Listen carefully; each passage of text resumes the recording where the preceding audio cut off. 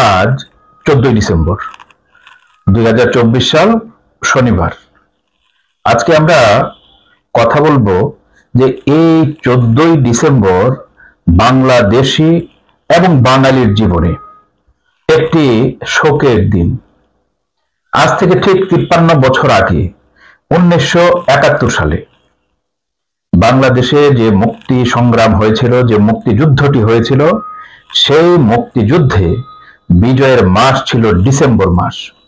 এই বিজয়ের মাসে, ডিসেম্বর মাসে, পাক হানাদার বাহিনী বুঝতে পারে যে একটার পর একটা যে জেলা বাংলাদেশের ভিতরে তারা মুক্তাঞ্চলে পরিণত হচ্ছে এবং তাদের শোচনীয় পরাজয় হচ্ছে। এই পরাজয়ের যে গ্লানি, সেই গ্লানি থেকে বেরিয়ে যাওয়ার জন্য এবং এই দেশটিকে ভবিষ্যতে যেন না দাঁড়াতে পারে, এই দেশের অর্থনীতি যেন ঘুরে দাঁড়াতে না পারে, এই দেশের যারা প্রগতিশীল মানুষ ছিল, এই প্রগতিশীলদের ভিতরে যারা বুদ্ধিজীবী, সাংবাদিক, যারা শিক্ষক ছিলেন, পেশাজীবী ছিলেন, তাদেরকে নির্বিচারে হত্যা করার জন্য একটি ষড়যন্ত্র নীল নকশা করা হয় এবং সেই নীল নকশাটি বাস্তবায়ন করা হয় এই 14 ডিসেম্বর 1971 সালে এই বুদ্ধিজীবীদেরকে হত্যা করার ভিতর দিয়ে। প্রায় 1000 মানুষের উপরে এই বুদ্ধিজীবীদেরকে, বাংলার যারা সূর্য সন্তান ছিলেন, তাদেরকে হত্যা করার ভিতর দিয়ে এই 14 ডিসেম্বরটি আমাদের জীবনে কালো অধ্যায় হিসেবে রচিত হয়। আর পাকিস্তানি শাসক গোষ্ঠী মনে করে একটি দেশকে ধ্বংস করে দেওয়ার জন্য এই নকশাটি যথেষ্ট। ফলে বাংলাদেশিদের জীবনে, বাঙালির জীবনে এই 14 ডিসেম্বরটি একটি কালো দিন, একটি অন্ধকারাচ্ছন্ন দিন। এই 14 ডিসেম্বরের এই ঘটনাটিকে আমরা নিন্দা জানাই। পাশাপাশি আমরা দেখতে পারি আমাদের যখন মুক্তিযুদ্ধটি রচিত হয়, এই মুক্তিযুদ্ধ যখন আরম্ভ হবে তখন যে প্রিন্সিপালটির মাধ্যমে আরম্ভ হয়েছিল সেটি হচ্ছে সাম্য, মানবিক মর্যাদা, ন্যায় বিচার। এই সামাজিক ন্যায় বিচার, এই তিনটি বিষয়কে কেন্দ্র করে আমাদের মুক্তিযুদ্ধটি সূচনা হয়েছিল। যদি দেশ স্বাধীন হয় তাহলে এই তিনটি বিষয়ের বাস্তবায়ন ঘটবে।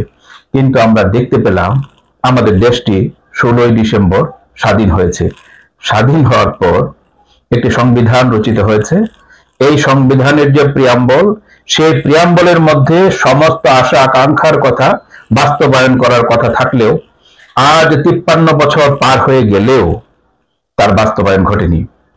ফলে আমরা দেখতে পারি যে স্বাধীনতার আজ 53 বছর অতিক্রান্ত হয়েছে। এই 53 বছরে এই দেশ স্বাধীন হওয়ার পর 1990 সালে স্বৈর শাসককে পতন ঘটানোর জন্য যেরকম একটি গণ অভ্যুত্থান করতে হয়েছে, আবার এই 2024 সালে জুলাই অভ্যুত্থান, যেটিকে বলছি আমরা গণ অভ্যুত্থান বলছি, এই জুলাই অভ্যুত্থানের মাধ্যমে বাংলাদেশের যে আরেক স্বৈর শাসক, যে কিনা 16 বছর মানুষের ঘাড়ের মধ্যে সিন্দাবাদের ভূতের মতো চেপেছিল, তাকে উচ্ছেদ করেছে। আমরা বলতে চাই, যখনই বাংলার মানুষ, এই বাংলাদেশের মানুষ দেখবে স্বৈর শাসকরা ক্ষমতায় বসে আছে, তখন তারা সেই অন্যায়ের প্রতিবাদ জানাবে। জুলাই যে গণ অভ্যুত্থান, এই গণ অভ্যুত্থানে যারা জীবন দিয়েছে, যারা আহত হয়েছে, তাদের যে আকাঙ্ক্ষা, সেই আকাঙ্ক্ষাটির বাস্তবায়ন হোক, আমরা সেটিই চাই। আমরা কোনোভাবেই চাই না এখান থেকে বর্তমানে যারা আছেন শাসক গোষ্ঠী, তারা যদিও নিজেদেরকে শাসক গোষ্ঠী বলছে না, যে মাননীয় উপদেষ্টা মহোদয় যারা রয়েছেন তারা এই গণমানুষের আকাঙ্ক্ষার বাস্তবায়ন ঘটাবেন, সেটাই আমরা চাই। আর যদি তা না হয় তাহলে মানুষ আবারও জীবন দিবে। যদি স্বৈরতন্ত্র আসে, যদি মাফিয়া চক্র আসে, তাহলে মানুষ আবারও জীবন দিবে। আজকের এই পথের কথন আড্ডায় আপনাদের স্বাগতম। আমি একজন সৌভাগ্যবান ছাত্র। আজকে এই পথের কথন যে আড্ডা, সেই আড্ডায় উপস্থিত রয়েছেন আমার জীবনের দুইজন পথ প্রদর্শক, দুইজন শিক্ষক, আমার স্কুল শিক্ষক। দুজন শিক্ষকই এই সমাজের বুদ্ধিজীবী, প্রগতিশীল মানুষ। একজন তপন সাহা চৌধুরী স্যার, স্যার আপনাকে স্বাগতম। আরেকজন মৃণাল ঘোষ স্যার, স্যার আপনাকে স্বাগতম। তো আমরা আজকে এই কালের সাক্ষী, এই 1971-এর সাক্ষী, পাকিস্তান পিরিয়ডে যে স্বৈর শাসক ছিল তাদের বিরুদ্ধে যে আন্দোলন গড়ে উঠেছিল, সেই আন্দোলনগুলোর যারা সাক্ষী, আমরা এই স্যারদের সাথে সেই কথাই বলবো। এখন আমাদের সামনে এই 14 ডিসেম্বর এবং সেই গণ অভ্যুত্থান এ সকল বিষয় নিয়ে কথা বলবেন তপন শাহ চৌধুরী স্যার। ধন্যবাদ অঞ্জন সরকার। আমরা আজকে অত্যন্ত একটা বাঙালি জাতির ইতিহাসের একটি কলঙ্কিত দিন, একটি বিশেষভাবে শোক দিবস সেটা পালিত হচ্ছে। তো এই যে দিবসটি, এর ইতিহাস লম্বা ইতিহাস। কেন লম্বা? যে পাকিস্তান হানাদার বাহিনী শুধু ৭১-এই যে বাঙালি জাতির বিরুদ্ধে এরকম হানাদার আর এরকম আক্রমণ সানিয়েছে তা নয়। পাকিস্তান সৃষ্টির পর থেকেই তদানীন্তন পূর্ব বাংলা বা পূর্ব পাকিস্তান সেই সময় থেকে তারা বুঝেছে যে এদেশের সংস্কৃতিকে যদি ধ্বংস করা না যায় তাহলে এরা মাথা তুলে দাঁড়াবে। তখন এই পাকিস্তানি শাসক গোষ্ঠী পাকিস্তানের উপরে, বাঙালিদের উপরে অত্যাচার নিপীড়ন করতে চালিয়ে যেতে পারবে না। সেই জন্যে, এবং সংস্কৃতির প্রধান উৎস হচ্ছে ভাষা, সেই ভাষাকে ধ্বংস করে দিতে হবে। কিভাবে ধ্বংস করবে? বাঙালির মাতৃভাষা বাংলা। এখন যদি বাংলাকে বাদ দিয়ে শুধুমাত্র উর্দুকে সারা পাকিস্তানের রাষ্ট্রভাষা করা যায় তাহলে এরা বেকায়দা পড়ে যাবে, সংস্কৃতি ধ্বংস হবে। আর সংস্কৃতি ধ্বংস হলে সামাজিকতা, রাজনৈতিক অবস্থান সবই নষ্ট হয়ে যাবে। সেই জন্যই তারা উর্দুকে রাষ্ট্রভাষা করল। কিন্তু বাঙালিরা, অনেকে বলে থাকে, অত্যন্ত দুঃখের বিষয়, যে বাঙালিরা হচ্ছে মানে কঠিন লড়াই করতে পারে না বা কঠিন লড়াই টিকতে পারে না। কিন্তু এটা প্রমাণিত হয়ে গেছে যে পাকিস্তান নামক একটি ধর্মীয় রাষ্ট্র নামে প্রতিষ্ঠিত হওয়ার পরই এই পাকিস্তানের যিনি স্রষ্টা বলে দাবি করেন বা তৎকালীন পাকিস্তানের একটা বড় অংশ তাকে কায়েদে আজম উপাধিতে ভূষিত করেছিল, সেই কায়েদে আজম তথা মোহাম্মদ আলী জিন্নাহ ঢাকার বুকে এসে সম্ভবত 11ই সেপ্টেম্বর 1949-এর 11ই সেপ্টেম্বর ঢাকার বুকে এসে রেসকোর্স ময়দানে যখন বলল Urdu and Urdu shall be the state language of Pakistan, তখন ওইখানে উপস্থিত ছাত্ররা সমস্বরে প্রতিবাদ করে উঠল, নো নো নো, অর্থাৎ আমরা এটা মানতে রাজি নই, এটা আমাদের সংস্কৃতির জন্য ক্ষতিকারক। একই অবস্থা ঘটলো এই জিন্নাহ যখন আবার কার্জন হলে কনভোকেশনে বক্তৃতা দিতে গেলেন, ভাষণ রাখলেন, তখনও তিনি বললেন Urdu and Urdu shall be the state language of Pakistan. সেইখানেও প্রতিবাদ উঠল যে না, এটা হতে পারে না। জিন্নাহর মতো লোক যে ভেবেছিল, জিন্নাহর অনেক ইতিহাস আছে যে তিনি গণতন্ত্রের মুখোশে একজন একনায়ক। কিরকম একনায়ক সেটাও ব্যাখ্যা দিতে হয়। সেই ব্যাখ্যাটা হচ্ছে যে তিনি যে মুসলিম লীগ নামক দলীয় রাষ্ট্রের প্রধান হয়েছিল, তার দ্বিতীয় আর কোনো ব্যক্তি তার ধারে কাছেই ছিল না। এই হচ্ছে জিন্নাহর ইতিহাস। জিন্নাহ যা বলতেন তাই হতো। তো সেই জিন্নাহ সাহেবের মুখের উপরে যে কেউ দাঁড়িয়ে এভাবে কথা বলতে পারে সেটা তিনি ভাবেননি, এবং তার আশেপাশে যারা ছিল, যেমন নুরুল আমিন তৎকালীন বাংলার মুখ্যমন্ত্রী, তিনিও ভাবতে পারেননি এরকম একটি ঘটনা ঘটবে। সে ঘটলো, এটা তাকে তার বক্তব্যের প্রতিবাদ করা হলো। প্রতিবাদের পরে কি হলো যে তিনি চলে যেতে বাধ্য হলেন।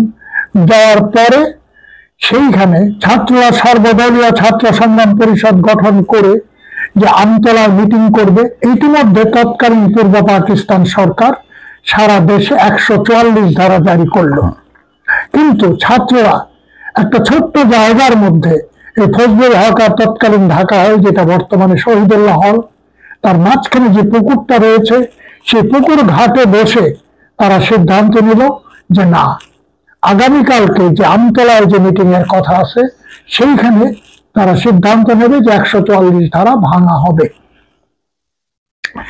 এর মধ্যে ওই সময় যারা এই সিদ্ধান্তটি নিয়েছিল তাদের মধ্যে সর্বাগ্রে যার নাম করতে হয় তিনি আব্দুল মতিন, যিনি ভাষা মতিন বলে পরিচিত ছিলেন। গাজীউল হক, তারপরে ছিলেন কাজী গোলাম মাহবুব, এরকম আরো কয়েকজন মিলেই কিন্তু সিদ্ধান্তটা নেয়।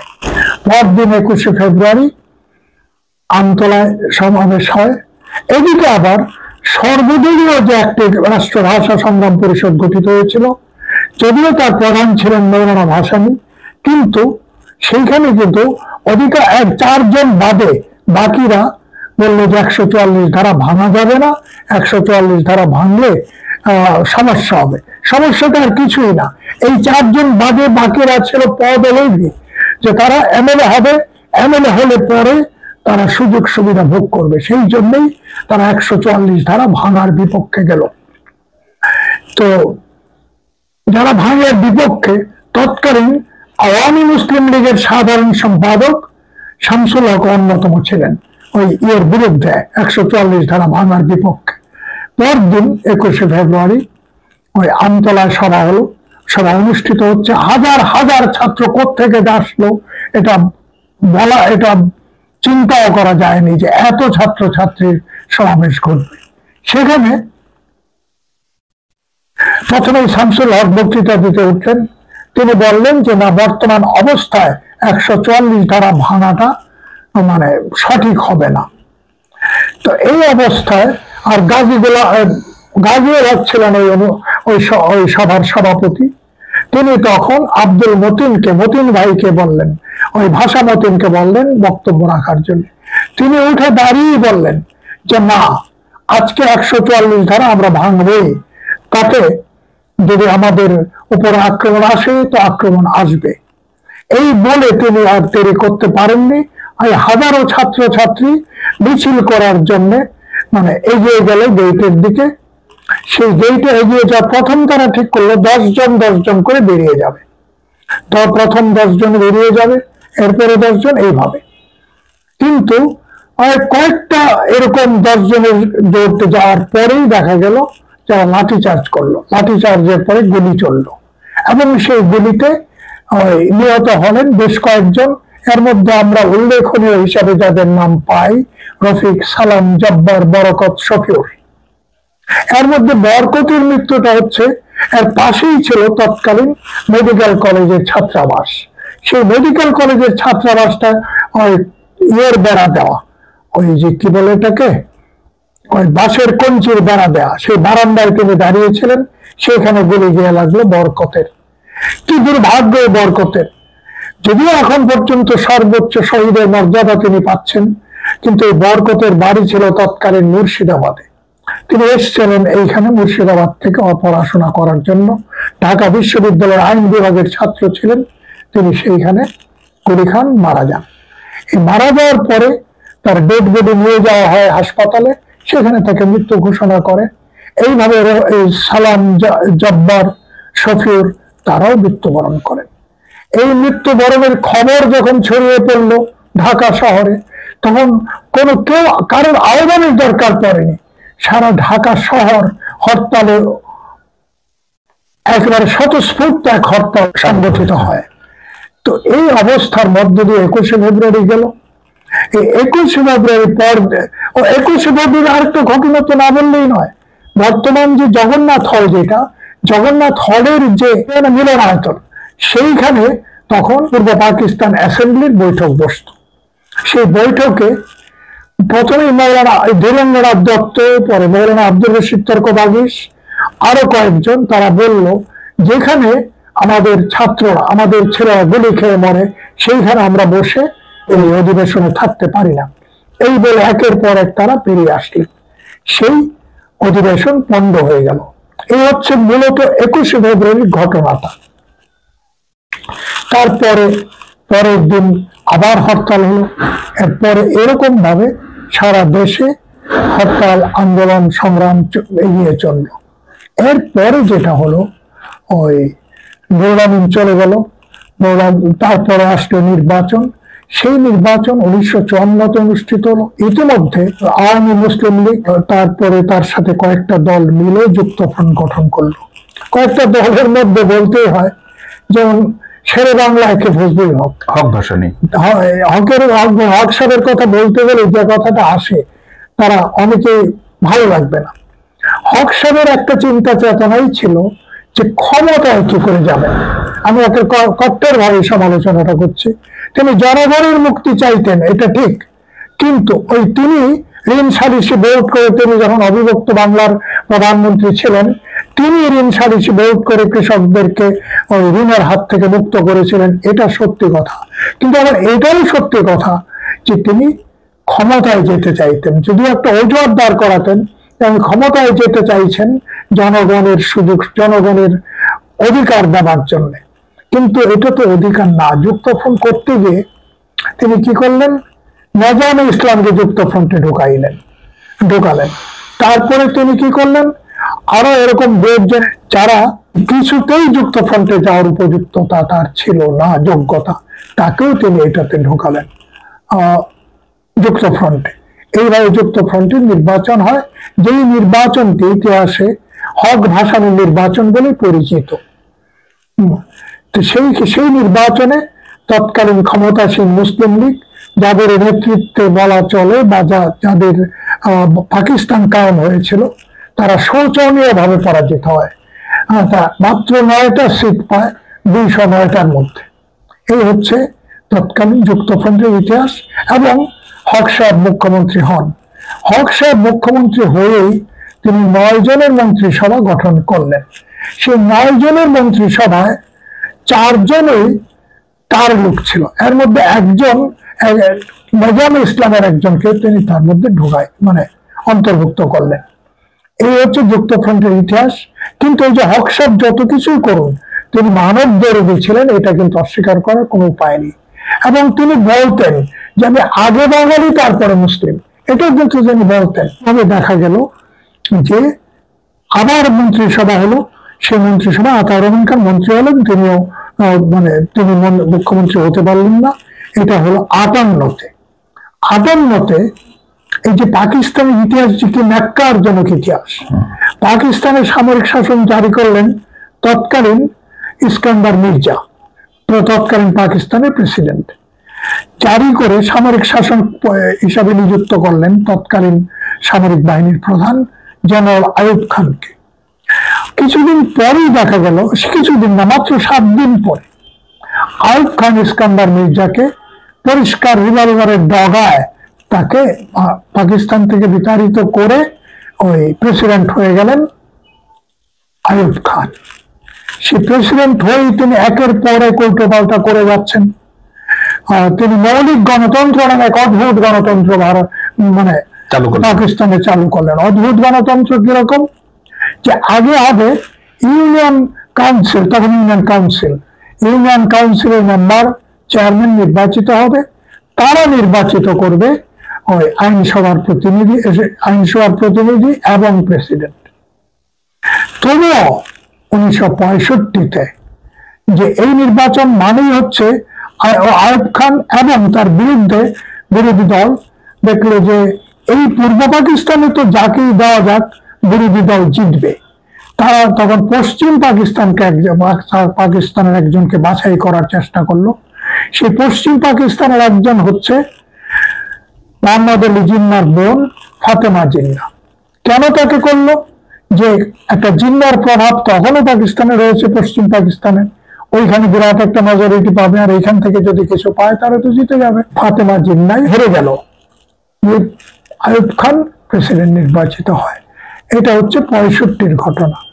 এইভাবে 65-র পরে ওই আইয়ুব খান একের পর এক অত্যাচার, উৎপীড়ন, জুলুম চালিয়ে যাচ্ছে বাঙালির বুকে।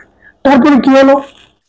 1968-তে একটা ঐতিহাসিক ভুল করে আইয়ুব খান। সেই ভুলটা হলো আগরতলা ষড়যন্ত্র নামে শেখ মুজিব এবং আরো কয়েকজনকে আসামি করে একটা মামলা, দেশদ্রোহিতার মামলা দাঁড় করায়। তখন এই দেশদ্রোহিতার মামলা যে দাঁড় করালো, সেই মামলা ধোপে টিকবে না, এরা খুব ভালো করে বুঝতে পারছিল। আচ্ছা, তারপর ওই সময় মৌলানা ভাসানী, মুসলিম জননেতা মৌলানা ভাসানীর অবদান, একটা ঐতিহাসিক অবদান, এই চিন্তাই করা যায় না। 1969-এ তিনি বর্তমান বায়তুল মোকাররমার ওই জিপিওর মাঝামাঝি জায়গায় তিনি একটা সভা ডাকলেন। সেই সভাতে প্রথমে আসলো পুলিশ কিছু করতে পারলো না। তারপরে তিনি বক্তৃতা দিয়ে যাচ্ছেন, ভাষণ দিয়ে যাচ্ছেন। মৌলানা ভাসানীর একটা অসাধারণ গুণ ছিল, যে তিনি অনর্গল বক্তব্য রাখতে পারতেন।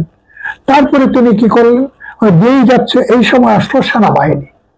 সেনাবাহিনী যখন নামালো তখন জনগণ ছত্রভঙ্গ হয়ে গেল। এই কথাটাকে গুরুত্ব দিয়ে শোনা দরকার। হ্যাঁ, আমার সামনে যারা বসে আছো বা যারা শুনছো তাদের এই ঘটনাটা জানা দরকার। কেন দরকার সেটাও বলছি। তারপরে সেইখানে দেখা গেল যে জনগণ আস্তে আস্তে সরে গেছে, মাঠটা অনেকটাই ফাঁকা হয়ে গেছে। তখন মৌলানা করলেন কি, তিনি হাঁটতে শুরু করলেন। হাঁটতে শুরু করার পরে তার পেছন পেছন প্রথমে 20-25 জন, তারপরে দেখা গেল কয়েকশো লোক হয়ে গেছে। তিনি তখন গায়ে যে চাদরটা ছিল এটা বিছিয়ে বলল যে আমি এখন নামাজ আদায় করব। তিনি নামাজ আদায় করতে শুরু করে দিলেন।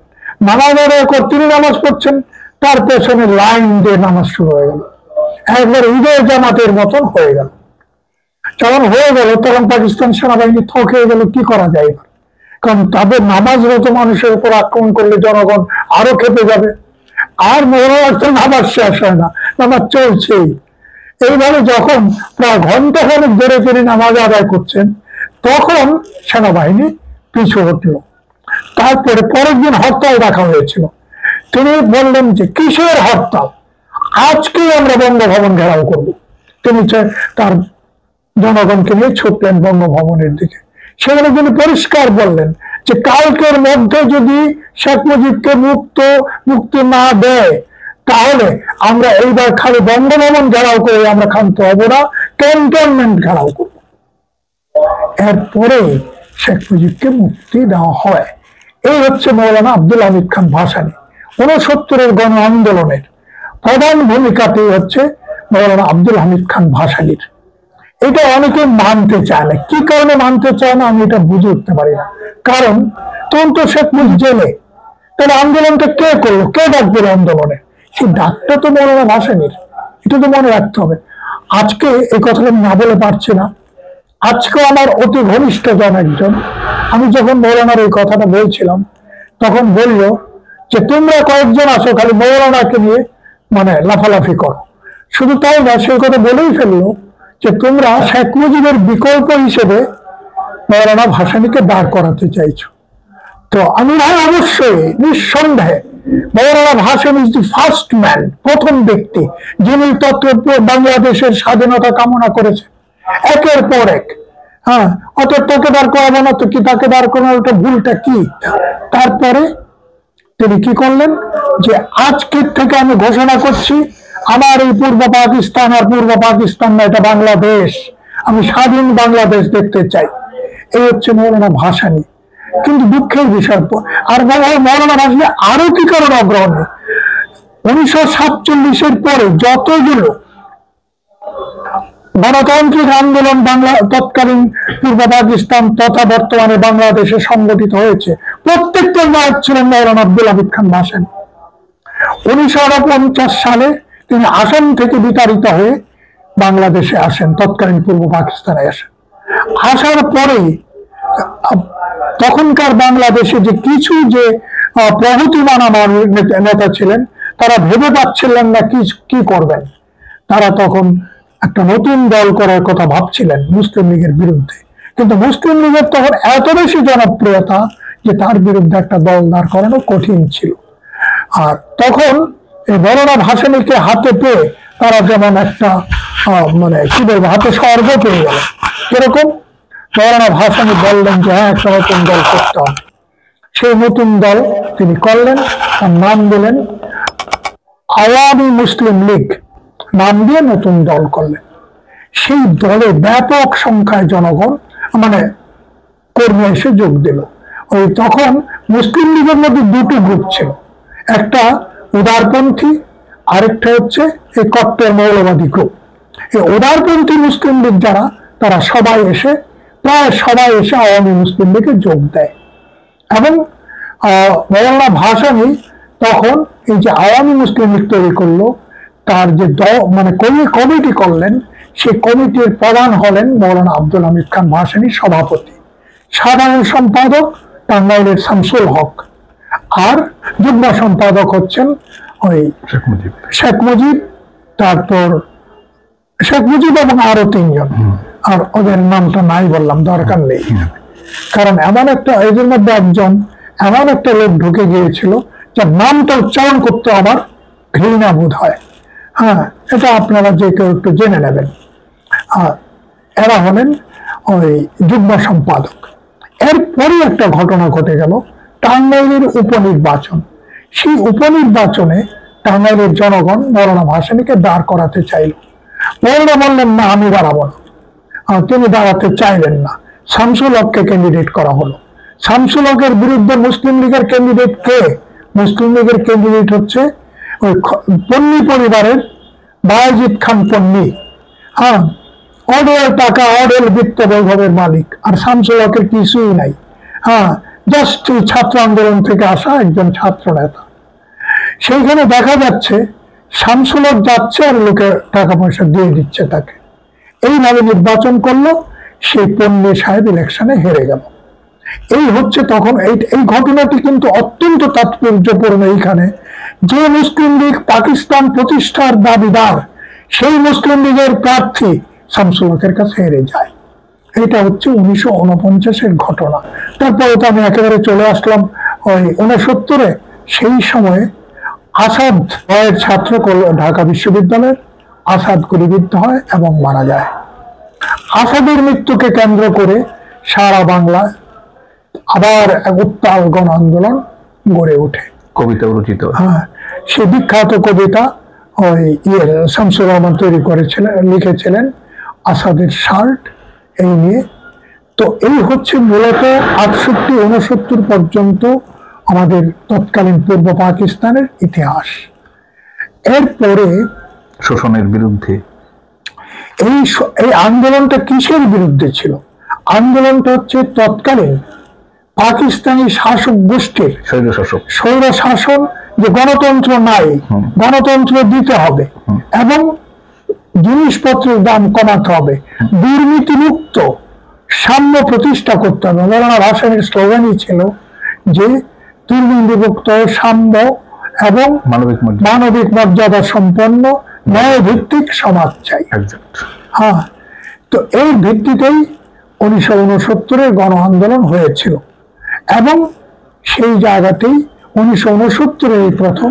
ওর মধ্যে আরেকটা কথা মৌলানা বলতেই হয় যে মৌলানা 1957-তেই কিন্তু তিনি ঐতিহাসিক কাকবাড়ি সম্মেলনে তিনি বলেছিলেন এইভাবে যদি বাংলার উপরে এই পাকিস্তানি শাসক গোষ্ঠীর অত্যাচার চলতে থাকে, নিপীড়ন চলতে থাকে, তাহলে আমরা তাদেরকে ওয়ালাইকুম আসসালাম জানাতে বাধ্য হব। এই ঘোষণাটাকেই তো আমরা বলতে পারি যে প্রথম বাংলাদেশের স্বাধীনতার ঘোষণা দিয়েছিলেন মৌলানা ভাসানী। কোন করে লাভ নেই এখানে, দুঃখ করে বেশি উৎফুল্ল অমুকে করেছেন তমুকে একটা ইশারা দিলেন আর বললেন যে আজ থেকে আমরা স্বাধীনতা সংগ্রাম শুরু করলাম, এগুলো ভুল কথা। এটা একটা ধারাবাহিকতা এই যে 71-এ পৌঁছেছে। এই ধারাবাহিকতা বাদ দিয়ে হঠাৎ করে কেউ মাসিতে পু দিল আর আন্দোলন শুরু হয়ে গেল, সংগ্রাম, এটা হয় না। এটা পৃথিবীর ইতিহাসে কোথাও হয়নি। তো সেই জন্যই বলছি যে এইভাবে 71 সালে চরম পর্যায়ে যখন গিয়ে পৌঁছলো আন্দোলন, তখন শেখ মুজিবুর রহমান জনপ্রিয়তা সত্যি একটা অসাধারণ জনপ্রিয় নেতা হিসেবে আবির্ভূত হয়েছিলেন বাংলায়। যেহেতু তাকে আগরতলা ষড়যন্ত্র মামলার 1 নম্বর আসামি করা হয়েছে, আর মৌলানার আন্দোলন হচ্ছে যে জেলের তালা ভাঙল, শেখ মুজিবকে মুক্ত করব। সেটা জনগণ তো, সাধারণ জনগণ তো বুঝবেই যে তার নিশ্চয়ই শেখ মুজিব একটা বিশাল বড় নেতা, নাহলে তার জন্য মৌলানা এত আন্দোলন করছে কেন? একটা সময় আরেকটা কিন্তু ওতপ্রোতভাবে জড়িত, এটা বুঝতে হবে। যে তারা বুঝতে পেরেছিলেন যে শেখ মুজিব একজন বড় নেতা, তারপর মৌলানা ভাসানী একজন বড় নেতা। এই কারণেই শেখ মুজিব বাংলাদেশের ইতিহাসের একটা অত্যন্ত বড় নেতা হিসাবে প্রতিষ্ঠিত হলেন। তারপর যখন 71 আসলো, 71-এ দেখা গেল একটা জিনিস, ও 71-এ আরেকটা জিনিস, এটা আজকে বলতে চায় না কিন্তু এটা না বললেও তো উপায় নেই। সেটা হলো শেখ মুজিবের যে ঐতিহাসিক 7ই মার্চের যে ভাষণ, এই ভাষণে তিনি বললেন যে স্বাধীন বাংলাদেশ হবে, স্বাধীন বাংলাদেশকে স্বাধীন করতে হবে। এই কথাগুলো কিন্তু তিনি বলেছেন, এর আগে মনোরা ভাষণে বিভিন্ন সভায় বলেছে। যাই হোক, এটা হচ্ছে 7ই মার্চের ঘটনা। তারপর হলো কি, এইদিকে আরেকটা চক্রান্ত পাকিস্তানি শাসক গোষ্ঠী হামলা শুরু করলো। সেই চক্রান্তটা কি, শেখ মুজিবের সঙ্গে বৈঠক করবেন। এই বৈঠকে তার সঙ্গে জুলফিকার আলী ভুট্টো আসলো। ভুট্টো কে, এটাও জানা দরকার। ভুট্টো হচ্ছে তৎকালীন পাকিস্তান পিপলস পার্টি পিপিপির প্রধান।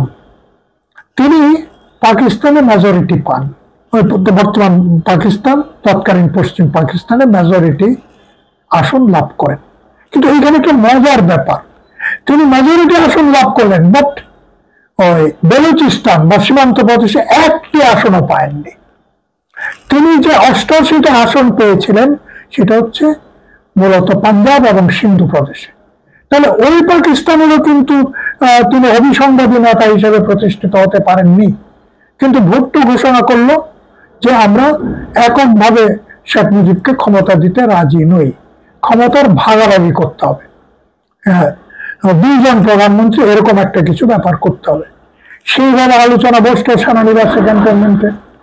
দীর্ঘদিন, বোধহয় 15 দিনের মতো আলোচনা হলো নাকি এরকমই দফায় দফায় আলোচনা বসলো। কিন্তু যেমন এই ক্ষেত্রে আমার আর একটা, আওয়ামী লীগের মধ্যেও অন্যরা তো বটেই এই আলোচনাটাকে সহজে মেনে নিতে পারছিল না। আওয়ামী লীগের মধ্যেও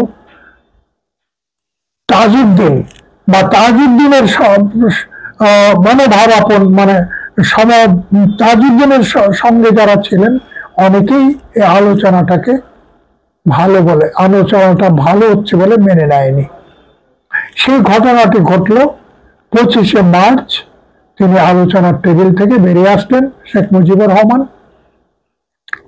আর এই সময় বাংলাদেশের বুকে ঘটে গেল এক পৈশাচিক এক হত্যাকাণ্ড। 25শে মার্চ, অপারেশন সার্চলাইট। সেই সময় তারা দেখছিল যে ছাত্রদের মধ্যেই, ছাত্ররাই এই বাংলার জনগণকে, মানে তৎকালীন পূর্ব পাকিস্তানের জনগণকে সংগ্রামী হিসেবে গড়ে তুলছে এবং সংগ্রাম করছে। তাই তারা প্রথমে আক্রমণ হারল জগন্নাথ হলে এবং ওই ইকবাল হলে। পরবর্তী সময়ে বাংলাদেশে তার নাম হয়েছিল সার্জেন্ট জহুরুল হক হল। তো সেইখানে আক্রমণ করে একেবারে শত শত ছাত্রকে হত্যা করা হলো। পিলখানায় ওই তৎকালীন বিডিআর ক্যাম্পে, সেখানে আক্রমণ করে সেখানে বিডিআর এর সাধারণ সৈনিকদেরকে নির্মমভাবে হত্যা করে। পিলখানা রাজারবাগ পুলিশ লাইনে সেখানে নির্মমভাবে হত্যা করে। শুধু তাই না, আপনারা শিউরে উঠবেন সেখানে নারীদেরকে যে কি মর্মান্তিক নির্যাতন করা হয়েছে, এটা ভাষায় বলার মতো নয়। আমি অন্তত এই মুহূর্তে বলতে পারছি না বা বলবো না।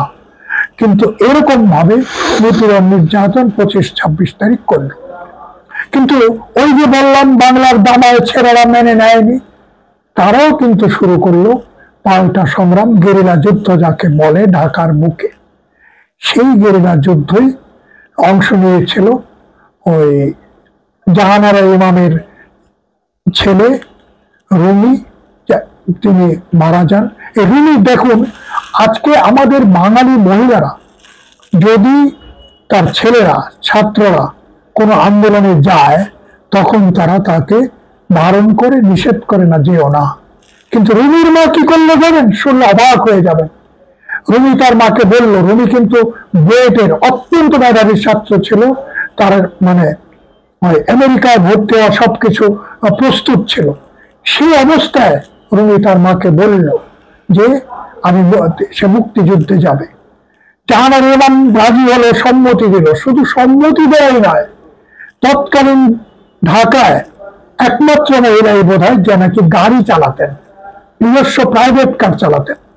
সেই গাড়িতে রুমি বলল যে তুমি আমাকে দিয়ে আসবে, আমাকে কোনো একটি জায়গায় আমি যেখানে বলবো সেখানে আমায় নামিয়ে দেবে, কিন্তু তুমি আর ফিরে দেখবে না যে আমি কোথায় নামলাম।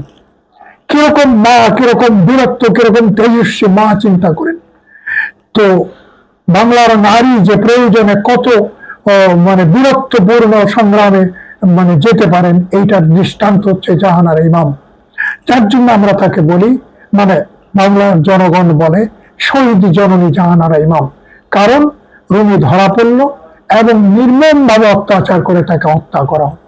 শুধু তাই না, ধরা পড়ার আগে রুমির বাবা তৎকালীন পূর্ব পাকিস্তানের চিফ ইঞ্জিনিয়ার ছিলেন, তাকে ওই ফ্যানের উপরে ঝুলিয়ে মানে রেখে, চলতি ফ্যানের উপরে ঝুলিয়ে অত্যাচার করা হয়েছে। সেই অবস্থাতে যখন রুমি মারা গেল সংবাদ পেল, তাকে ছেড়ে দিল, তিনি আসলেন এবং কয়েকদিন পরে মারা গেলেন। এই হচ্ছে বাঙালির বীর গাথা, একের পর এক বীরত্ব গাথা, একের পর এক বলা। স্যার একটু কথা আছে এখানে, আপনি যেহেতু এইটুকু টেনে নিয়ে আসলেন, ওই 25শে মার্চের কথাও নিয়ে আসছেন, তাহলে 25শে মার্চে সাধারণ মানুষের উপর তো এটা চাপিয়ে দেওয়া যুদ্ধ। হ্যাঁ অবশ্যই। আচ্ছা, মানুষ তো প্রস্তুত না যুদ্ধ করার জন্য। না না, তাহলে সেই 25শে মার্চের পরে যে নেতৃত্বের দিকে যে সে তাকাবে, সেটা কার দিকে সে তাকাবে? এই নেতৃত্ব কোথায়? এই নেতৃত্ব বলতে একটা জিনিস এই ক্ষেত্রে আমাকে বলতে হয়, বিচ্ছিন্ন বিক্ষিপ্ত ভাবে সংগ্রাম কিন্তু তখন শুরু হয়ে গেছিল। সংগ্রাম শুরু হোক আর না হোক, হত্যাযজ্ঞ শুরু হয়ে গেছে। হত্যাযজ্ঞ শুরু হয়ে গেছে। এইবার তারা যে অপোজিশন হয়ে গেছে অলরেডি, এইবার যে তারা রুখে দাঁড়াবে, এই রুখে দাঁড়াবে কার নেতৃত্বে, কিভাবে, তার কি কোনো দিক নির্দেশনা ছিল? আচ্ছা হ্যাঁ, এই ক্ষেত্রে এটা আমি বলতে ভুলে গেলাম। 26শে মার্চে তারা টার্গেট করলো মৌলানা ভাসানীকে। আমি একের পর এক বলছি। মৌলানা ভাসানীকে টার্গেট করে সন্তোষে আক্রমণ করলো। সন্তোষে মানে একটু বাধা, মানে বেশ কিছু বাধাটা দিতে চেষ্টা করেছে ভাসানীর অনুসারীরা, কিন্তু বাধা টিকেনি। তিনি তখন পালিয়ে সরে গেলেন সন্তোষের কাছাকাছি বিন্নাফের একটা গ্রাম, এই সন্তোষ থেকে 2-3 কিলোমিটার। কিন্তু মাওলানা ভাসানী তো আওয়ামী লীগের কেউ ছিল না। তাহলে সেটা যখন কিনা আওয়ামী লীগ সেই যুদ্ধের মধ্যে নেতৃত্ব দিচ্ছেন, শেখ মুজিব যখন নেতৃত্ব দিচ্ছেন, তখন তো বাংলাদেশের যে মানুষেরা, তারা কি নেতৃত্ব শূন্য হয়ে গেল কিনা? না, তখন মুজিবনগর সরকার ছিল কি? না, তখন তারপরে তিনি করলেন কি, এই মৌলানা ভাসানী তখন বিন্নাফেরে দাঁড়িয়ে দাঁড়িয়ে দেখছে যে সন্তোষে আগুন লাগছে, আগুন জ্বলছে। তারপরে তিনি সেখান থেকে যে আর্মি আসছে আপনাকে ধরতে, তখন তিনি নৌকা করে সিরাজগঞ্জ হয়ে আসামে চলে যান। ঠিক আছে। আচ্ছা আচ্ছা, এখানে বলছি, হ্যাঁ এটাই বলছি, তোমার কথাটা আমি বলছি। আর এই দিক দিয়ে হলো কি, যে তখন নেতৃত্বের প্রশ্নে ওই প্রথম আমার জানা মতে নেতৃত্ব, কোনো সংগঠিত নেতৃত্ব ছিল না। এবং মানুষ কার সাথে যোগাযোগ করবে, কোথায় যোগাযোগ করবে? একটা স্বাধীন দেশ যদি করতে চায়, আমরা নেতাজি সুভাষচন্দ্র বসুর দিকে তাকাই, তাহলে সে একটা রূপরেখ দাঁড় করাইছিল, যেটা কিনা যে ভারতের সরকারটা হবে এরকম। তাহলে এইরকম যেটা কিনা আমরা দেখলাম যে এপ্রিল মাসে যে প্রবাসী একটা সরকার গঠিত, কিন্তু এই 17 এপ্রিলের আগে বাংলাদেশে যারা মানুষগুলো বিপদগ্রস্ত হইলো, আমার কথাটা বলা কতটুকু ঠিক হচ্ছে আমি আমার মনের ভাব প্রকাশ করতেছি সেটা বোঝার জন্য, আমি কোনো সিদ্ধান্ত দিচ্ছি না, পরিষ্কার ভাষায়। তাহলে এই মানুষগুলো 17 এপ্রিলের আগ পর্যন্ত কোনো নেতৃত্ব পায় নাই, এবং দেশটা কিভাবে ছিল, স্বাধীন তারা হতে চায়, কিন্তু কোনো প্রকার সরকার নাই, প্রবাসী সরকার নাই, কোনো কিছুই নাই, এরকম একটা পরিস্থিতির মধ্যে তারা পড়ে গেল। তাহলে এটা কতটুকু দূরদর্শিতা, এটা হচ্ছে আমার প্রশ্ন। না, এটা তো মানুষ, সাধারণ মানুষের তো তখন, সাধারণ মানুষের কথা বলছি না, একটা রাজনৈতিক দল সে যখন কিনা একটা দেশকে মুক্ত করার জন্য ঘোষণা প্রদান করে, তাহলে ওই দেশের যারা নেতৃবৃন্দ, বিশেষ করে শেখ মুজিব এবং শেখ মুজিবের পরের সারির যারা নেতা, তাহলে ওই মানুষগুলা তৎকালীন সময় এই 17 এপ্রিলের আগ পর্যন্ত ওই মানুষগুলোকে কোন দিকে ঠেলে দিল, তারা কোন দিকে যাবে? এই তো হচ্ছে ব্যাপারটা। এইভাবে এইটা কতটুকু যুক্তিসঙ্গত বা এটা কতটুকু আসলে দূরদৃষ্টি সম্পন্ন সিদ্ধান্ত, এটা জানতে চাচ্ছি। এটা আমার মতে, এটা একেবারেই আমি আমার ব্যক্তিগত মত বলছি, এইভাবে হঠাৎ করে নেতৃত্ব শূন্য করে দিয়ে সবাই ভারতে চলে যাওয়াটা যৌক্তিক হয় নাই। আমি ক্লিয়ারলি বলছি, যৌক্তিক হয় নাই। তাজউদ্দিন সাহেব বীরত্বের পরিচয় দিয়েছেন। তিনি একটা লুঙ্গি, গলায় গামছা রেখে তিনি চলে গেলেন ইন্ডিয়াতে। হ্যাঁ, ইন্ডিয়াতে গিয়ে কি করলেন, কয়েকটা দিন অপেক্ষা করে তারপরে ইন্দিরা গান্ধীর সঙ্গে দেখা করে তিনি ঠিক করলেন যে অস্থায়ী স্বাধীন বাংলা সরকার গঠন। তাজউদ্দিন আহমেদ কিন্তু শেখ মুজিবকে বলছিল যে আমাদের পালায় যাওয়া দরকার, এবং তারা কিন্তু একটা বাড়ি পর্যন্ত ঠিক করে রাখছে। তাহলে সেই জায়গায় চলে যাওয়াটা তাদের দরকার ছিল, তাহলে শেখ মুজিব কিন্তু রাজি হন নাই। এবং তাজউদ্দিন আহমেদ কাগজ নিয়ে আসছে যে আপনি বাংলাদেশ এই স্বাধীনতা ঘোষণা করে একটা আমাদেরকে চিঠি লিখে দেন, অথবা আপনি একটা ভাষণ দেন যেটা কিনা আমরা সারা দেশে প্রচার করব। উনি কিন্তু দেন নাই, উনি দেন নাই। তাহলে এরপর তিনি কিন্তু অ্যারেস্ট হয়ে গেলেন। ওনাকে কিন্তু সাধারণ কয়েদির মতো কোনো অ্যারেস্ট করা হয়নি, এবং ওনার পরিবার 1971 সালে যতদিন যুদ্ধ চলেছে ততদিন পর্যন্ত তাহলে একটা ভাতা হোক, ফি হোক, যাই হোক পেয়েছেন। এবং আমরা দেখেছি যে 1971 সালে যখন নাকি ওই সজীবদের জয়, তার যখন জন্ম হয়, তখন তার যে চিকিৎসা ব্যয়ভার সমস্ত কিছু এই পাকিস্তান গভর্নমেন্ট সেটা কিন্তু করে, এবং তাদের পরিবারের পুরো নিরাপত্তাই তারা দেয়। এটা ইতিহাসের মাধ্যমে আমাদের যতটুকু জানা। তাহলে সেই জানায় যদি ভুল থাকে, আপনার যদি সঠিক জানা থাকে সেটা আপনি শুধরে দিবেন, সেটাই ঠিক। তাহলে আমার কথা হচ্ছে, সেখানে যদি শেখ মুজিব এরকম নিজেকে তাদের হাতে তুলে না দিতেন, না দিয়ে যদি যুদ্ধ পরিচালনার জন্য তিনি চিন্তা ভাবনা করতেন, সেই দূরদৃষ্টি সম্পন্ন মানুষটাই আমরা তাকে দেখতে চেয়েছিলাম। তাহলে এই সিদ্ধান্তটা ঘটনাটা হচ্ছে যে আমার মনে আছে, আমি নিজে কলকাতায় থাকি তখন। কলকাতার বাংলাদেশের তখন 3 জন প্রখ্যাত নেতা, ফকির শাহাবুদ্দিন বাংলাদেশের প্রথম অ্যাটর্নি জেনারেল তিনি, এবং ফজলুর রহমান মনোহরদীর এমপি, যে কোনোভাবেই হোক আমার সঙ্গে তাদের দেখা হয়। সেইখানে আমাকে বলল যে তুমি কি মনে করো কথাবার্তায় যে শেখ মুজিবুর রহমান কি বিপ্লবী নেতা নয়? আমি না, মনে করি না। স্ট্রেইট বলেছিলাম, আমার এখনো মনে আছে কোন অবস্থায় কিভাবে বসে। আরেকজনের নাম হবে, 3 জনের মধ্যে 3 জনের নাম মনে নাই, ফজলুর রহমান আর ফকির শাহাবুদ্দিনের নামটা মনে আছে।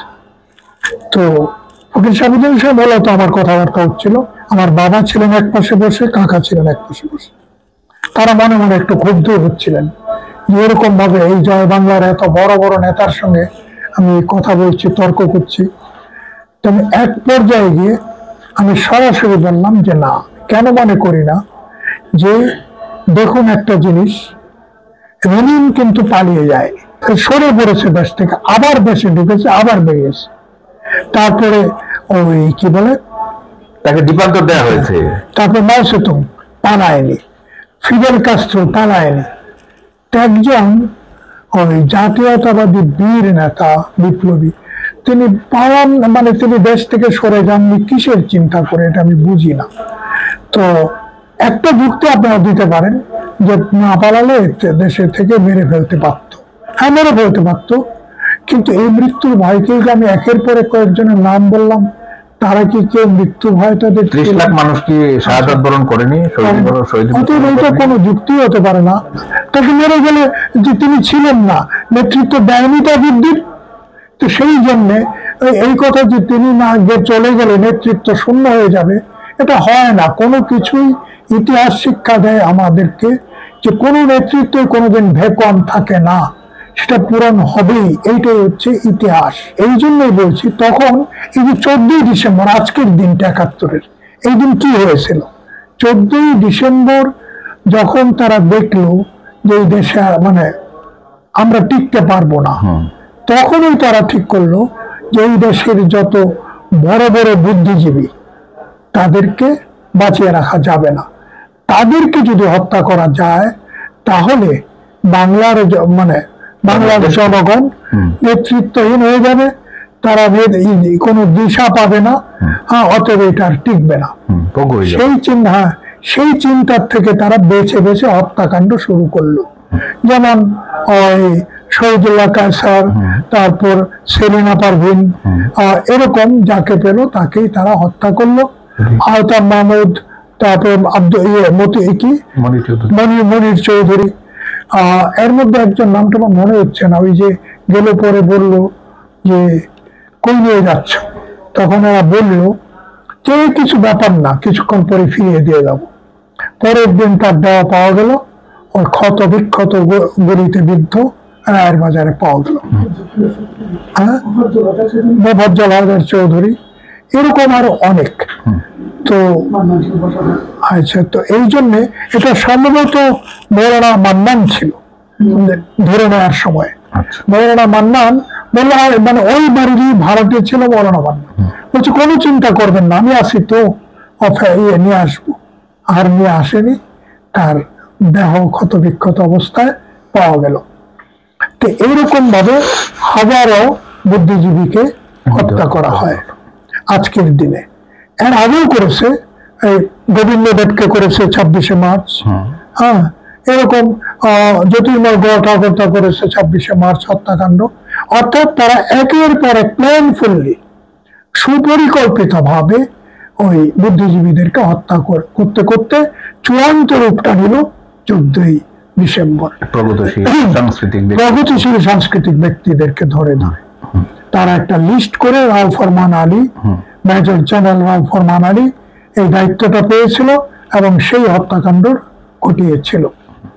তারপরে 14ই ডিসেম্বর গেল।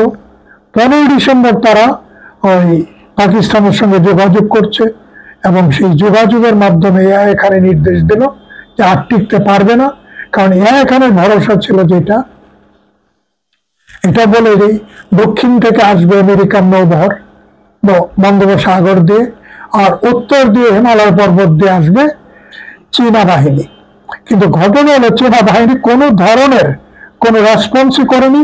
কেউ দেখাতে পারবে না আমাকে, জোর দিয়ে আমি এখানে বসে বলছি যে এই 71-এ, গোটা 71-এর 9 মাস চীন তৎকালীন পাকিস্তানকে কোনো সাহায্য সহযোগিতা করেছে এর কোনো প্রমাণ নেই। হ্যাঁ, চীনের সঙ্গে পাকিস্তানের একটা বন্ধুত্ব গড়ে উঠছিল। কেন, এটা আজকে আমি উল্লেখ করে যেতে চাই। সেটা হচ্ছে যে তৎকালীন আমেরিকার সরকারের নীতিই ছিল চীনকে ঘেরাও করো। সেই চীনকে ঘেরাও করতে গেলে অর্থাৎ বঙ্গোপসাগরে বা ভারত মহাসাগরে চীন বেরোনোর রাস্তা রাখবে না। সেই জন্যই পাকিস্তানের সঙ্গে চীন একটা মিত্রতা গড়ে তোলে এবং তার একটা সাম্রাজ্যবাদ বিরোধী ভূমিকা চীন পাকিস্তান যে কোনো কারণেই নিতে চায়। সেটা হচ্ছে সেন্টো জোট, আমেরিকান যুদ্ধ জোটের থেকে বেরিয়ে আসার। তারা বেরিয়ে আসলো। তারপরে হলো কি, এই যে বেরিয়ে আসার ফলে পাকিস্তান দুর্বল হয়ে যায় আর চীন আসবে না, এটা প্রমাণিত। চীনে ভুট্টোর নেতৃত্বে বিশাল বড় এক ডেলিগেশন গিয়েছিল যে 71-এ কোনো সাহায্য করে কিনা, সক্রিয় সাহায্য না, করেনি। কিন্তু আমেরিকা যুক্তরাষ্ট্র থেকে এগিয়ে আসছিল, তার 7ম নৌবহর পাঠিয়েছিল। এক একটা নৌবহর মানে যে কোনো একটা সাধারণ উন্নত দেশের গোটা নৌবহরে যা থাকে নৌবাহিনীতে, একটা তাদের ওই 6 নম্বর বা 7 নম্বর নৌবহরে সব থাকে, বিমানবাহী জাহাজ থেকে শুরু করে সবকিছুই থাকে। এটা যখন রওনা হলো বাংলাদেশের দিকে, এসে মালাক্কা প্রণালীর কাছাকাছি আসলো। মালাক্কা প্রণালীটা হচ্ছে ওই সুমাত্রা আর মালয়েশিয়ার মাঝামাঝি যে প্রণালীটা, এটা হচ্ছে মালাক্কা প্রণালী। এর কাছাকাছি যখন আসলো, এই দিক দিয়ে যখন এই নৌবহর রওনা হলো, তখন সোভিয়েত ইউনিয়ন ভ্লাদিভস্টক থেকে তারা তাদের নৌবহর পাঠিয়ে দিল পেছনে পেছনে। এই 100-150 মাইল ডিস্টেন্স মেনটেন করে এরা আসছে। এই যখন এরা দেখলো, এরা ভাবছিল যে এটা বোধহয় সোভিয়েত ইউনিয়ন রুটিন মাফিক পাঠিয়েছে তাদের নৌবহর। কিন্তু যখন দেখলো যে একেবারে মালাক্কা পর্যন্ত প্রায় চলে আসছে, তখন এরা করলো কি, বাঁদিকে ঘুরে ভারত মহাসাগরের দিকে চলে গেল।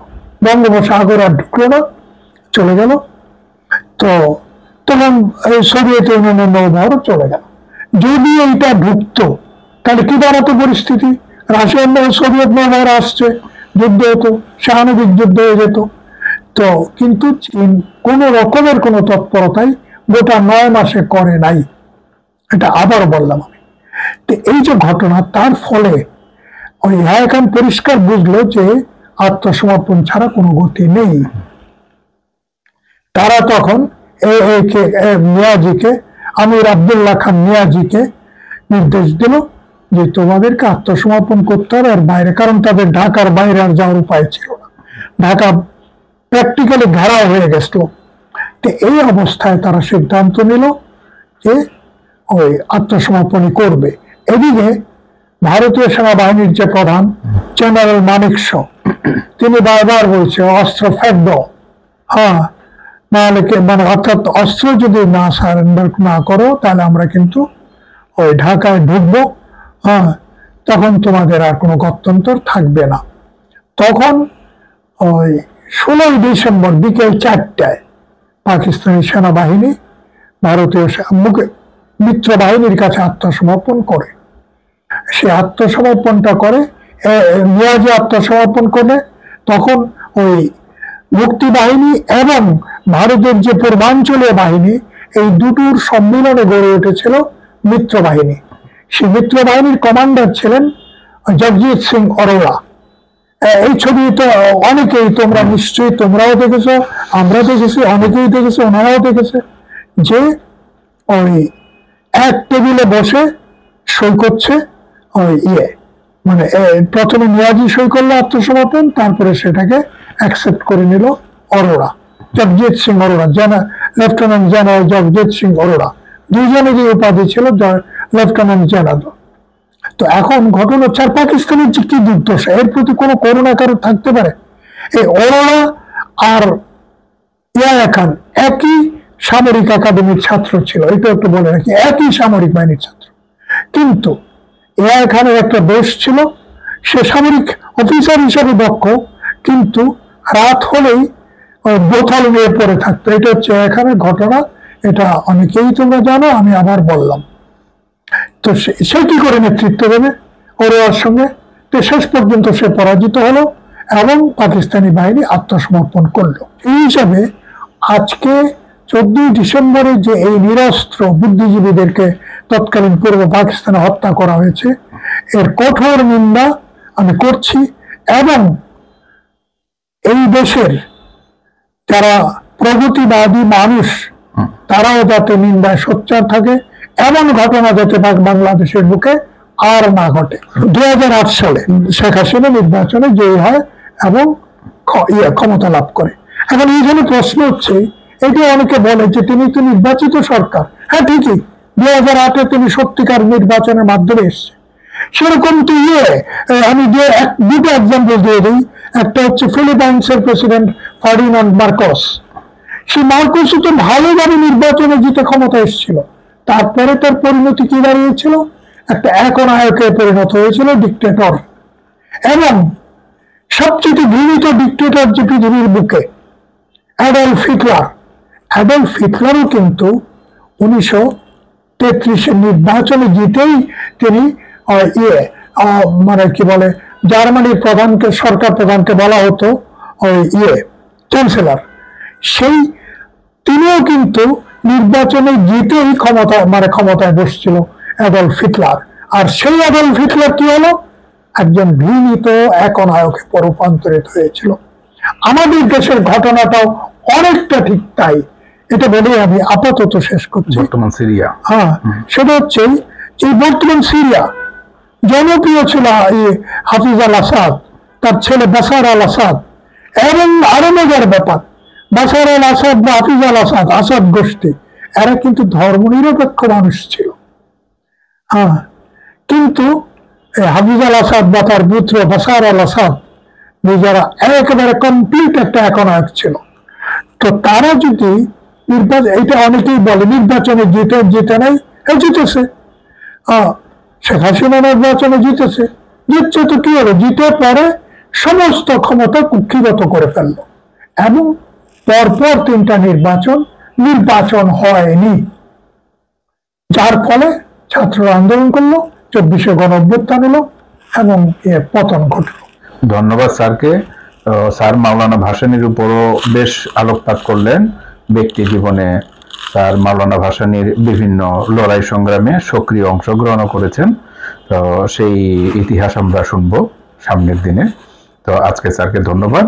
আমরা এখন আমার আরেক শিক্ষক, স্কুল জীবনের শিক্ষক মৃণাল স্যারের কাছ থেকে আমরা সেই 14ই ডিসেম্বর সম্পর্কে এবং যে গণ আন্দোলনগুলো গড়ে উঠেছে আজ পর্যন্ত স্বৈর শাসকদের বিরুদ্ধে, সেই পাকিস্তান আমল থেকে শুরু করে, আমরা সেই বিষয়ে স্যারের কাছ থেকে শুনতে চাইব। ইংরেজিতে একটি কথা আছে, অ্যাবসলিউট পাওয়ার করাপ্টস অ্যাবসলিউটলি। মানুষ যখন সর্বান্তকরণে সকল ক্ষমতার অধিকারী হয়ে যায়, তখন মানুষ নিজেকে আর তার সেই গণ্ডির মধ্যে ঠিক রাখতে পারে না। এটা একটা চিরাচরিত কথা। আরেকটি কথা আছে, দ্বার বন্ধ করে দিয়ে ভ্রমতারে রুখি, সত্য বলে কোথা দিয়ে ঢুকি। আজকের এই বুদ্ধিজীবী দিবসে আমি প্রথমেই বুদ্ধিজীবীটাকে একটু সাদামাটা ভাবে সংজ্ঞায়িত করতে চাই। সেটা হচ্ছে, বুদ্ধিজীবী কাকে বলে? আমরা এমনিতে বুঝি যে সকল ব্যক্তি বুদ্ধিকে বা বুদ্ধি দ্বারা জীবিকা অর্জন করে, তাকেই বলা হয় বুদ্ধিজীবী। যুগে যুগে বহু বুদ্ধিজীবী বিচরণ ঘটেছে, আবির্ভাব ঘটেছে, কিন্তু দেখা যায় যে এইসব বুদ্ধিজীবীরা নানান কারণে, যারা প্রতিক্রিয়াশীল ব্যক্তি, যারা সমাজকে পিছনের দিকে নিয়ে যেতে চায়, সমাজকে অন্ধকারের দিকে নিয়ে যেতে চায়, প্রগতির শত্রু, তারা তাদেরকে বৈরী মনে করেছে এবং তাদের বিরুদ্ধে নানান ধরনের ষড়যন্ত্র করেছে। আমরা যদি সেই সক্রেটিসের কথাও চিন্তা করি, ওই একই অবস্থা। সেই সময় থেকে অদ্যাবধি এই প্রগতিশীল এবং প্রতিক্রিয়াশীল, এই দুইটার যে দ্বন্দ্ব, এটা কিন্তু বিরাজমান। আমরা দেখতে পাই যে তদানীন্তন পাকিস্তান সরকার এই বাংলাদেশকে তারা রূপরিবেশ মনে করেছে। এই দুইটা ভাগের মধ্যে অনেক দূরত্ব, সম্ভবত 1200 মাইল দূরত্ব। এর মধ্যে শুধু ঐক্য ছিল একটি, সেটা তারাও মুসলিম, আমরাও মুসলিম। কিন্তু পৃথিবীর ইতিহাসে একটা রাষ্ট্র গড়তে শুধু ধর্মীয় ঐক্য এটা অপরিহার্য নয়। একটা রাষ্ট্র হতে হলে, একটা জাতি হতে হলে যে উপাদানগুলি দরকার, তার মধ্যে ধর্ম একটি অন্যতম উপাদান। আর এই অন্যতম উপাদান, একটি অন্যতম উপাদানকে কেন্দ্র করে আমাদের পাকিস্তানের মূল ভিত্তি সূচিত হয়েছিল। আমরা কোথায় কোথায় বলতাম বা এখনো বলি যে দেশপ্রেমিক, দেশকে ভালোবাসি। দেশটা একটা অ্যাবস্ট্রাক্ট জিনিস, হ্যাঁ, দেশকে তো ধরা যায় না, ছোঁয়া যায় না। আর দেশের প্রধান উপাদান হচ্ছে মানুষ। সেই মানুষ, তাকে সুন্দর মানুষ হতে হবে, তার মধ্যে অনেক গুণাবলী থাকতে হবে। তার মধ্যে থাকতে হবে সত্যবাদিতা, দেশপ্রেম, মানবতা বোধ, মানবিক মূল্যবোধ বোধ, এই আরো অনেকগুলি উপাদানের সমন্বয়ে একজন ভালো মানুষ হবে। কিন্তু দুঃখজনক হলেও সত্যি, আমাদের দেশের যে শিক্ষা ব্যবস্থা, সেই পাকিস্তান আমল থেকেই এখানে লেখাপড়া করে ডিগ্রি নেওয়া যায়, অনেক বড় বিদ্বান হওয়া যায়, পণ্ডিত হওয়া যায়, কিন্তু মানুষ হওয়া যায় কি? আমরা একটা এমনি লক্ষ্য করি, অফিসে যাই, আদালতে যাই, মাঠে যেখানেই যাই না কেন, সর্বত্রই কিন্তু ওই ইভিল জিনিয়াস বলতে একটা কথা আছে। এই ইভিল জিনিয়াসদের দৌরাত্ম্য। অফিসে গেলে সেখানে আমাদের মতো সাধারণ মানুষ স্থান নেই, সেখানে কিছু বিনিময় ছাড়া কোনো কিছু পাওয়া যায় না। এই যে একটা, এটা তো কথা নয়। আমি একজন মানুষ, আমি একটা নাগরিক, আমি এদেশের সদস্য, এদেশের সভ্য, আমি ট্যাক্স দেই, খাজনা দেই, আমি রাষ্ট্রের প্রতি অনুগত, আমার কিছু অধিকার থাকবে না? কিন্তু দেখা গেছে পাকিস্তান আমলে তো ছিলই না, এমনকি বাংলাদেশ হলেও আমরা কিন্তু আমাদের পাই নাই, যোগ্য মর্যাদা, যোগ্য অধিকার কোনোটাই পাই নাই। ওই যখন যিনি সরকারে থাকেন, তার এই সরকারকে কেন্দ্র করে একটা বলয় সৃষ্টি হয়। পৃথিবীর ইতিহাস পর্যালোচনা করলে আমরা দেখি মানুষ সাম্যের জন্যই লড়াই করেছে। যেখানেই অন্যায়, যেখানেই অবিচার, যেখানেই শোষণ, যেখানেই নির্যাতন, সেখানেই মানুষ বুক চিতে দাঁড়িয়েছে সেই অন্যায়ের বিরুদ্ধে। প্রয়োজনে বুকে রক্ত দিয়েছে, কিন্তু কোনোদিন অন্যায়ের কাছে মাথা নত করেনি। আর সেটাই ইতিহাস।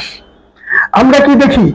আমরা দেখি সেই 1971 সালে যখন বর্বর পাকিস্তান বাহিনী আমাদের উপর, আমাদের মা বোনদের উপর, আপামর জনতার উপর তারা নির্যাতন করেছিল, অত্যাচার করেছিল, তারা আমাদের বুকে গুলি বিদ্ধ করেছিল, এদেশের মানুষ তথা আমরা দাঁড়িয়েছিলাম সাহস করে যে না, আমরা অন্যায়ের কাছে মাথা নত করব না।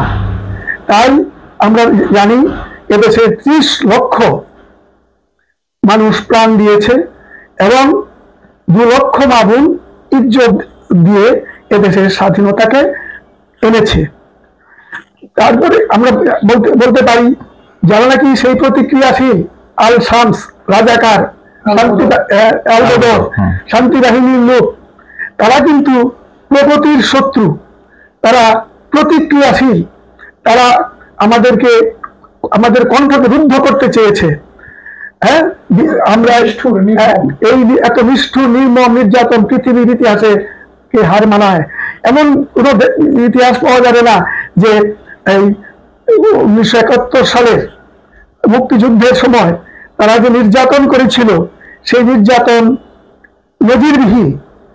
সেই ধারাবাহিকতায় আমরা কিন্তু এখনো একেবারে যে মুক্ত তা না। আমাদেরকে কি করতে হবে? সেই জন্য আমাদেরকে সুশিক্ষায় শিক্ষিত হতে হবে, মানুষকে সঠিক চেতনায় উজ্জীবিত করতে হবে, অন্যায়ের বিরুদ্ধে লড়ার জন্য প্রেরণা সঞ্চার করতে হবে। আমাদের আবু সাইদ সে দেখিয়েছে কিভাবে বুক চেটে বেড়াতে হয়, কিভাবে অন্যায়কে রুখতে হয়, কিভাবে সংগ্রামে বিজয়ী হতে হয়। এই প্রেরণা আমরা এখান থেকে পাই, যথাযথভাবে পাই। তাছাড়া আমি আরেকটি কথা বলতে চাই, সেটা হচ্ছে দেশপ্রেম, দেশকে ভালোবাসা। দেশকে ভালোবাসা মুখে বললে হয় না, দেশকে ভালোবাসতে হলে তা প্রমাণ দিতে হয় প্রতি পদে পদে।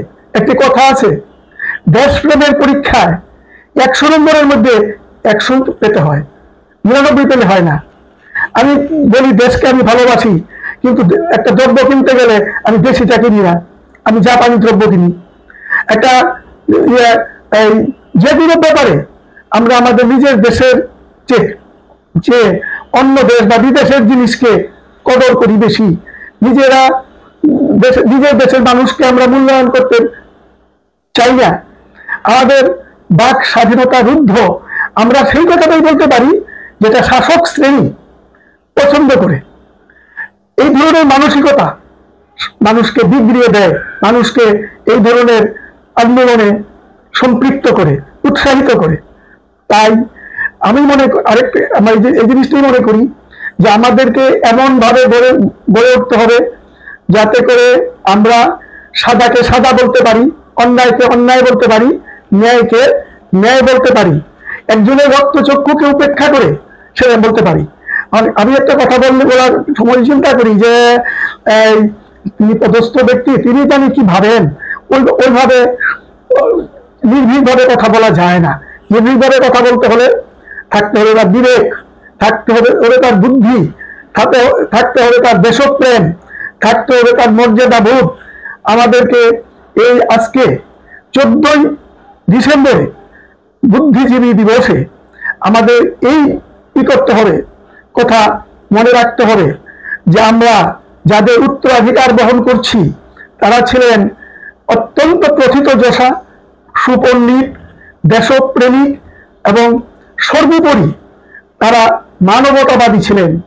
সেই মানবতাবাদী গুণটাকে আমাদের ধারণ করতে হবে। আরেকটি বৈশিষ্ট্য হচ্ছে আমাদের অসাম্প্রদায়িকতা। আমরা মনে করতে পারি যে আমার পরিচয় এটা, তার পরিচয় এইটা, কিন্তু কবি সত্যেন্দ্রনাথ দত্ত বলে গেছেন তার কবিতার মাধ্যমে, কালো আর ধুলো বাহিরে কেবল, ভিতরে সবারই সমান রাঙা। আমরা যে ধর্মের অনুসারী হই না কেন, আমরা কিন্তু প্রকৃতপক্ষে মানুষ। এবং মানুষ কখন হয়? যখন তার মনুষ্যত্ব বোধ জাগ্রত থাকে। মনুষ্যত্বহীনতায় আমরা নিজেকে মানুষ বলে দাবি করতে পারি না।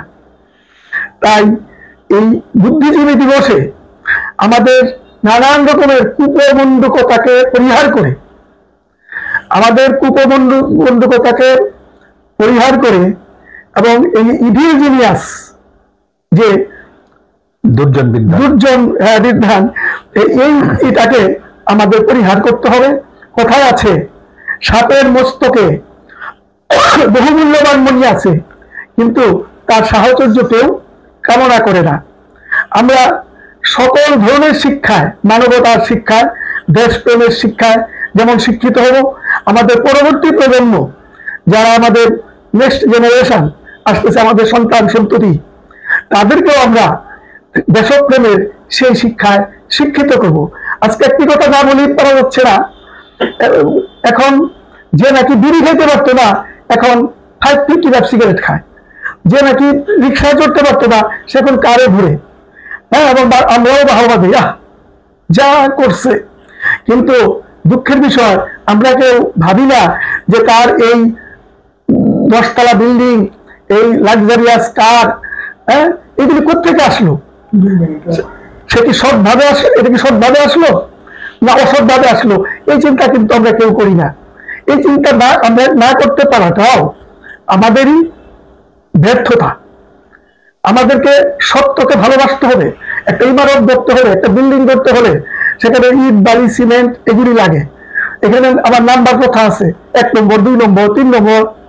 তো 3 নম্বর ইট দিয়ে যদি আমি বিল্ডিং করি, সেখানে কিন্তু আমি একটা ভালো ইমারত আশা করতে পারি না।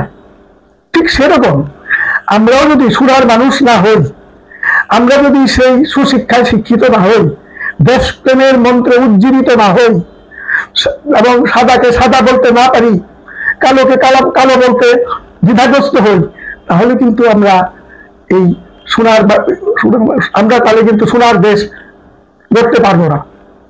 আমরা একটা কথা বলতে পারি যে আমাদের শীর্ষে যাকে পেয়েছি তিনি নোবেল বিজয়ী। তিনি, আমরা আশা করব তিনি তার সুবুদ্ধি প্রয়োগ করবেন এবং কোন রকম বিদেশি ষড়যন্ত্রের কাছে উনি মাথা নত করবেন না। উনি দেশপ্রেমের মন্ত্রে উজ্জীবিত হয়ে দেশ গড়বেন। হতে পারে তিনি হয়তো এদেশের কোন সংগ্রামে কতটুকু সম্পৃক্ত হয়েছেন সেটা উনি জানেন, কিন্তু এখন তার একটা চরম সুসময় এসেছে। সেই সুসময়টা হচ্ছে তার দায়িত্ব পালনের, দেশকে সঠিক নির্দেশনা দেওয়ার। তাই আমরা আশা করতে পারি এই কথাই যে উনি তার সমস্ত হৃদয় দিয়ে এবং তার বুদ্ধিমত্তা দিয়ে, বিবেক দিয়ে তিনি সকল রকমের চাপ মুক্ত হয়ে দেশের কল্যাণে আত্মনিয়োগ করবেন এবং দেশকে সঠিক পথে নিয়ে যাবেন। আমার শেষ কথা বলতে চাই যে দেশের যে প্রচলিত সিস্টেম, এটা সম্বন্ধে সবাই পরিচিত। একেবারে পিয়ন থেকে আরম্ভ করে একেবারে সর্বোচ্চ স্তর পর্যন্ত, এমনকি একজন ক্ষুদ্র ব্যবসায়ী পর্যন্ত তারা যে সিন্ডিকেট তৈরি করেছে, সেই সিন্ডিকেটের কাছে কিন্তু সবাই আমরা বন্দী। আমরা কিন্তু স্বাধীনভাবে কথা বলতে পারি না। আমরা কথা বললে, তাদের বিরুদ্ধে কিছু বললে বা কিছু বললে সে যদি তাদের বিরুদ্ধে যায়, তারা কিন্তু তেড়ে আসে, তারা কিন্তু আমাদের কণ্ঠ স্তব্ধ করে দিতে চায়।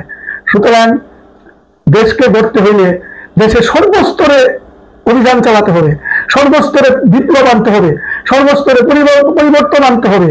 সেটা আগের সবকিছু ঠিক রেখে, হ্যাঁ, শুধু ব্যক্তি বদল করলে দেশের কল্যাণ আশা করা যায় না। সিস্টেম পরিবর্তন করতে হবে। কোন সিস্টেম? যে সিস্টেমে আমরা দরজা খোলা রেখে ঘুমাতে পারি, যেখানে কোনো থাকবে না, আমরা একবারে নির্বিবাদে একজন মানুষের কথা বিশ্বাস করতে পারি। হ্যাঁ, আমরা নির্বিবাদে মানে একজনকে বিশ্বাস করতে পারি, একজনকে ভালোবাসতে পারি, একজনকে আপন মনে করতে পারি। তার মধ্যে যেন কুট চাল না থাকে বা না আসে, এটা দীর্ঘদিনের অভ্যাসের ব্যাপার। রাতারাতি মনে করলাম দাদা আজকের থেকে আমি এটা হয়ে গেলাম না, কিন্তু এই জন্য দরকার প্রয়োজনীয় পরিবেশ এবং আমরা অনেক খবর দেখি, যেমন রেডিওতে, টেলিভিশনে, যে অমুক অমুককে হত্যা করেছে, এটা করছে, সেটা করছে, কত কিছু, এই ধর্ষণ হয়েছে, এটা সেটা। কিন্তু আমাদের সমাজে অনেক ভালো কাজ হচ্ছে, অনেক ভালো কাজ হচ্ছে, অনেক ভালো মানুষ আছে, কিন্তু তাদেরকে কিন্তু আমরা ওই টিভির পর্দায় দেখি না। দেখানো, তারা যারা দেখান তারা হয়তো প্রয়োজন মনে করেন না, কিন্তু এই পজিটিভ দিকগুলো আমরা যদি দেখি, আমরা যদি এটা প্রচার হয়, তাহলে আমরা অনুপ্রাণিত হব, আমাদের পরবর্তী প্রজন্ম তারাও অনুপ্রাণিত হবে ভালো কাজ করতে। সুতরাং আমরা পজিটিভ দিক দেখতে চাই, কি রাষ্ট্রীয় ক্ষেত্রে, কি ব্যক্তি জীবনে, কি পারিবারিক ক্ষেত্রে, কি সামাজিক ক্ষেত্রে, সর্বত্র দেখতে চাই আমরা ইতিবাচক দিক। নেতিবাচক দিকগুলি একদিকে পরিবর্তন হবে না, থাকবে, কিন্তু সেটাকে আমরা যতদূর সম্ভব কি করতে চাই, পরিহার করতে চাই। এবং সবচেয়ে বড় কথা, আমাদের মধ্যে প্রত্যেকের মধ্যে দেশপ্রেম বোধ জাগ্রত হোক। আমাদের নিজেদের লাভ শুধু চিন্তা করলে হবে না, সমাজের লাভ, দেশের লাভ, জাতির লাভ, এটাই হোক আমাদের মূল মন্ত্র। এটাই হোক আজকে 14 ডিসেম্বরের আমাদের প্রতিজ্ঞা, আমাদের সিদ্ধান্ত, আমাদের মনোবাসনা। ধন্যবাদ সবাইকে। স্যার কিন্তু চমৎকার কথা বললেন যে যে সামাজিক পরিবর্তনটি দরকার, ইতিবাচক যে পরিবর্তন, এই ইতিবাচক পরিবর্তন করার ক্ষেত্রে সর্বোচ্চ এবং সর্বাগ্রে যার উদ্যোগ নিতে হবে সেটি হচ্ছে সরকার এবং রাষ্ট্রকে। সরকার এবং রাষ্ট্র যদি সেই উদ্যোগটি নেয়, মানুষকে পজিটিভ ভাবে ভাবতে শেখায়, এবং পজিটিভ ভাবে যদি সে ভাবতে চায়, স্যার একটি কথা বললেন, যেন আমি একজনের উপর আস্থা রাখতে পারি, বিশ্বাস রাখতে পারি, সেই আস্থা বিশ্বাস সেটি তখনই আসবে যখন কিনা দেশের মধ্যে গণতান্ত্রিক আইনের শাসন প্রতিষ্ঠিত হবে। প্রত্যেকটা সমাজের মধ্যে অন্যায় থাকবে, কিন্তু সেই অন্যায়কারীর যদি বিচার হয়, তাহলে মানুষ আস্থায় রাখবে যে আমি অন্যায়কারীকে প্রশ্রয় দিব না, এবং আমি অন্যায় করে, স্যার যেরকম বললেন যে অট্টালিকার কথা, আমি সেই অট্টালিকাও নির্মাণ করব না, সেরকম লাক্সারিয়াস আমি যে লাইফ লিডটা করতে চাই সেটা যদি করি, তাহলে সেই জন্য আমাকে বিচারের মুখোমুখি হতে হবে। হ্যাঁ, আমরা সেই গণতান্ত্রিক আইনের শাসন চাই। এই যে জুলাই গণ অভ্যুত্থান হয়ে গেল, এই জুলাই গণ অভ্যুত্থানটি হয়েছে একটা কারণেই, যে এই দুর্নীতিকে প্রতিরোধ করতে হবে, দেশে গণতান্ত্রিক আইনের শাসন প্রতিষ্ঠিত করতে হবে, একটি ন্যায়সঙ্গত সমাজ এবং রাষ্ট্র প্রতিষ্ঠা করতে হবে, যেখানে সমস্ত মানুষ ন্যায় বিচার পাবে। স্যারকে অসংখ্য ধন্যবাদ। আজকের যে সমাজ ব্যবস্থায় আমরা বসবাস করছি, বা যে সমাজ ব্যবস্থা কায়েম হয়েছে, এটা মূলত বৈষম্য বিরোধী ছাত্র আন্দোলনেরই একটা উন্নত রূপ বলা যেতে পারে। যে সমাজ কাঠামোকে যদি বদলানো না যায়, তাহলে কোনো কিছু, মানে সুন্দর কোনো কিছু, বৈষম্যহীন ব্যবস্থা প্রতিষ্ঠা করা সম্ভব নয়, যেখানে জন্ম নেবে না কোনো শোষক, কোনো অত্যাচারী, কোনো ওই নিপীড়নকারী, কোনো বৈষম্য সৃষ্টিকারী কোনো গোষ্ঠী জন্ম নেবে না। এবং একটি সমাজ ব্যবস্থা আমাদের গড়ে তুলতে হবে। ধন্যবাদ। অত্যন্ত ব্যস্ততার ভিতরে আমার দুইজন শিক্ষকই আসলেন, আলোচনা করলেন, আপনারা প্রত্যেকে শুনলেন। আশা করি প্রত্যেকেই বহু অজানা তত্ত্ব এবং তথ্য এখান থেকে সমৃদ্ধ হতে পারবেন। তো স্যারদের অত্যন্ত ব্যস্ত সময়ের মধ্যেও আমাদের পথের কথন অনুষ্ঠানে এই আলোচনায় সময় দিয়েছেন, স্যারদের প্রতি কৃতজ্ঞতা প্রকাশ করছি, ধন্যবাদ জ্ঞাপন করছি। ধন্যবাদ। সকলকে ধন্যবাদ জানিয়ে এখানে শেষ করছি।